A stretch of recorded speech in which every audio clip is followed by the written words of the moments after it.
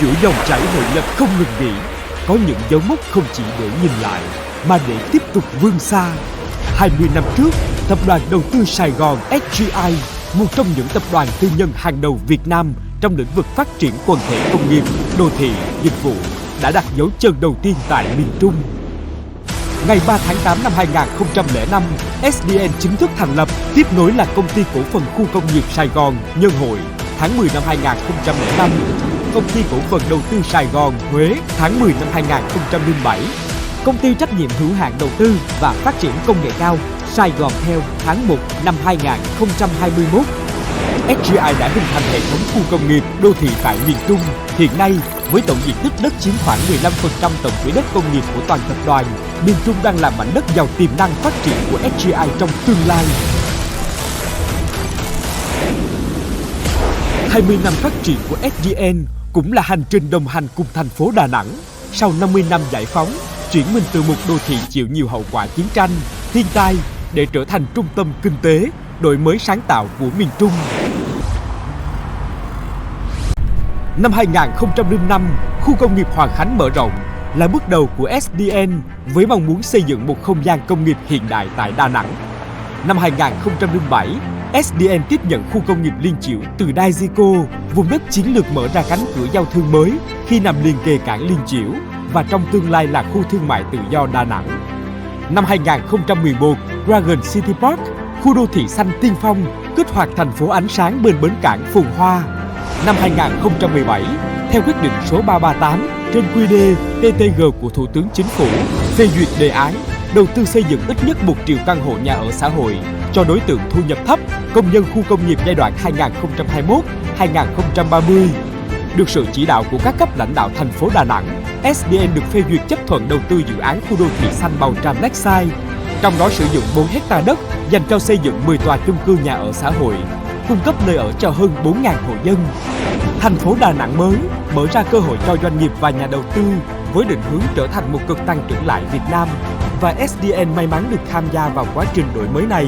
Ngày 22 tháng 6 năm 2025, quyết định của Thủ tướng Chính phủ về việc thành lập khu thương mại tự do Đà Nẵng được long trọng công bố. Không chỉ là một biểu tượng cho tầm nhìn kinh tế mới, đây còn là một bước ngoặt chiến lược đánh dấu sự hội nhập mạnh mẽ của Đà Nẵng. Khu thương mại tự do sẽ mở ra cánh cửa thương mại toàn cầu tại Đà Nẵng, kết nối dòng chảy giá trị và của cải, tạo động lực cho sự tăng trưởng mạnh mẽ, nâng cao năng lực sản xuất, trình độ quản lý của chính quyền đô thị cùng với khu công nghệ cao, trung tâm tài chính, 2 cảng biển, 2 cảng hàng không quốc tế, tạo nên thế và lực mạnh mẽ để chúng ta tiến vào kỷ nguyên của đổi mới và sáng tạo, khoa học công nghệ, hình thành cực tăng trưởng miền Trung cùng với nền văn hóa giàu bản sắc, ý chí kiên cường, nghĩa tình, làm nên một Đà Nẵng huyền thoại, nơi hội tụ tinh hoa. Khu thương mại tự do Đà Nẵng có quy mô 1.881 ha với 7 khu chức năng được bố trí chiến lược để tối ưu hóa hoạt động và đảm bảo các quy định hải quan, thương mại rõ ràng. Định hướng chức năng cho 7 vị trí. Vị trí 1, 100 ha thuộc phường Hải Vân. Trung tâm Logistics phục vụ cảng Liên Chiểu, tập trung kho bãi thông minh, phân phối. Vị trí 2, 77 ha thuộc phường Hải Vân, khu phức hợp Logistics, sản xuất và công nghiệp hỗ trợ liền kề, khu công nghiệp Liên Chiểu. Vị trí 3, 500 ha thuộc phường Hải Vân, khu phức hợp sản xuất, thương mại và dịch vụ sinh thái ven sông Cú Đê kết nối với cảng Liên Chiểu. Vị trí 4, 559 ha thuộc xã Bà Nà, hệ sinh thái sản xuất và logistics hỗ trợ công nghệ cao liền kề, khu công nghệ cao Đà Nẵng và khu công nghệ thông tin tập trung. Vị trí 5, 90 ha thuộc xã Bà Nà là khu phức hợp thương mại, nghỉ dưỡng và y tế chất lượng cao gần suối Mơ, suối Lạnh và bổ trợ sân golf Bà Nà Hills. Vị trí 6, 154 ha thuộc xã Bà Nà, khu thương mại, dịch vụ và công nghiệp hỗ trợ khu du lịch Bà Nà Hills và phục vụ các khu công nghiệp, khu công nghệ cao lân cận. Vị trí 7, 401 ha thuộc xã Hòa Vang, khu phức hợp khoa học công nghệ và đổi mới sáng tạo, tập trung viện nghiên cứu, trung tâm phát triển công nghệ, startup với tiện ích đặc thù cho cộng đồng tri thức. Vị trí số 2, Eagle FTZ được định hình như một điểm hội tụ chiến lược, nơi các dòng chảy hàng hóa, công nghệ và đầu tư giao thoa. Eagle FTZ không chỉ tận dụng trọn vẹn các lợi thế kết nối của khu thương mại tự do Đà Nẵng, mà còn đóng vai trò là bước đi tiên phong, chuyển hóa hạ tầng thành giá trị, biến kết nối thành năng lực cạnh tranh và tạo nền tảng trường tồn cho chuỗi cung ứng tương lai. Eagle FTZ cung cấp khả năng tiếp cận trực tiếp các tuyến hàng hải then chốt Á-Âu, Á-Mỹ, nơi chiếm tới 40% lưu lượng vận tải biển và 60% tổng lượng vận tải container toàn cầu, với cảng biển quốc tế Liên Chiểu được định hướng là cảng trung chuyển container chính. Sân bay quốc tế Đà Nẵng được tích hợp liền mạch các mạng lưới đường cao tốc, đường quốc lộ và đường sắt quốc gia. Điều này tạo ra năng lực logistics đa phương thức vượt trội, mang lại cơ hội giao thương và đầu tư không giới hạn trong bán kính 2.000 km, kết nối hầu hết các trung tâm kinh tế lớn của châu Á. Các chính sách ưu đãi khi đầu tư vào Eagle FTZ theo Nghị quyết 136 và Nghị quyết 259, với thời gian thực hiện thí điểm là 10 năm. Về thuế thu nhập doanh nghiệp, miễn thuế 50% trong 30 năm với các ngành ưu tiên, 15 năm với các ngành khác, miễn thuế 4 năm và giảm 50% trong 9 năm. Về thuế thu nhập cá nhân, miễn thuế 50% trong 10 năm cho các chuyên gia, nhà khoa học, lãnh đạo, lao động trình độ cao, đồng thời được cấp thị thực lên tới 5 năm và thẻ tạm trú lên tới 10 năm cho người lao động cùng với vợ chồng còn dưới 18 tuổi. Hàng hóa tạm nhập tái xuất được lưu giữ tối đa 90 ngày, được gia hạn không quá 2 lần cho mỗi lô hàng và mỗi lần gia hạn không quá 60 ngày. Được áp dụng chế độ hải quan ưu tiên với các điều kiện hiện hành. Các doanh nghiệp được niêm yết, báo giá, định giá và thanh toán bằng ngoại tệ. Chi nhánh ngân hàng nước ngoài được mở phòng giao dịch trong khu TMTD ngoài trụ sở chi nhánh. Trên thế giới, các khu thương mại tự do đã chứng minh vai trò là động lực tăng trưởng mạnh mẽ. Từ Dubai, trung tâm logistics toàn cầu, đến Singapore, hình mẫu về hiệu quả và đổi mới. Những thành công này đều dựa trên các yếu tố cốt lõi: vị trí chiến lược, chính sách mở, hạ tầng thông minh và tầm nhìn dài hạn. Jebel Ali Free Zone, Jafza là một trong những free trade zone lớn nhất và thành công nhất toàn cầu. Thành lập từ năm 1985, ban đầu chỉ có 19 công ty hoạt động.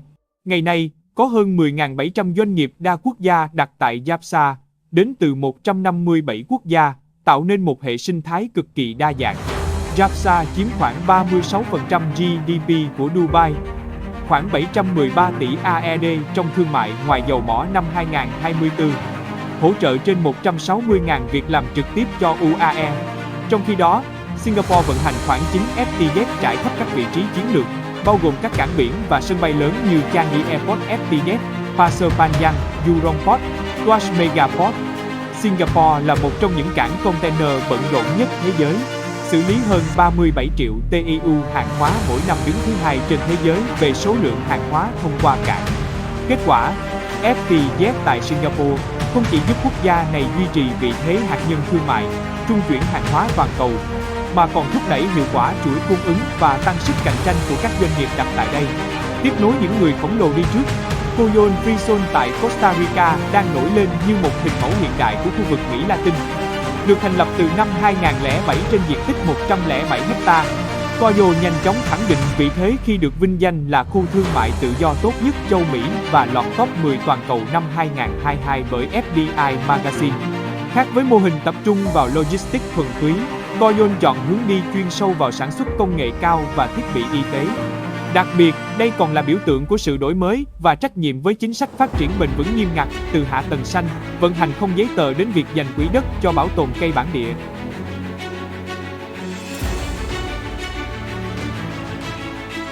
Rút ngắn lộ trình 20 năm. Việt Nam hiện có GDP bình quân 4.316 đô la, tương đương mốc xuất phát của Costa Rica năm 2004. Nhờ mô hình khu thương mại tự do tập trung vào công nghệ cao và y tế như Coyon, họ đã bứt phá lên 16.213 đô la năm 2023, tăng gần gấp 4 lần thu nhập chỉ trong 2 thập kỷ. Với khu thương mại tự do, Việt Nam có thể phá vỡ trần nhà thu nhập. Theo số liệu từ Quỹ tiền tệ quốc tế IMF, khoảng cách từ 4.316 đô đến 51.168 đô của Hồng Kông hay 33.147 đô của Hàn Quốc là rất lớn, nhưng nó chứng minh trần nhà của mô hình FTZ cực kỳ cao. Để hóa rồng, Eagle FTZ phải là một hệ sinh thái thông minh, xanh và không giấy tờ để tối ưu hóa chuỗi cung ứng và cạnh tranh sòng phẳng trên toàn cầu.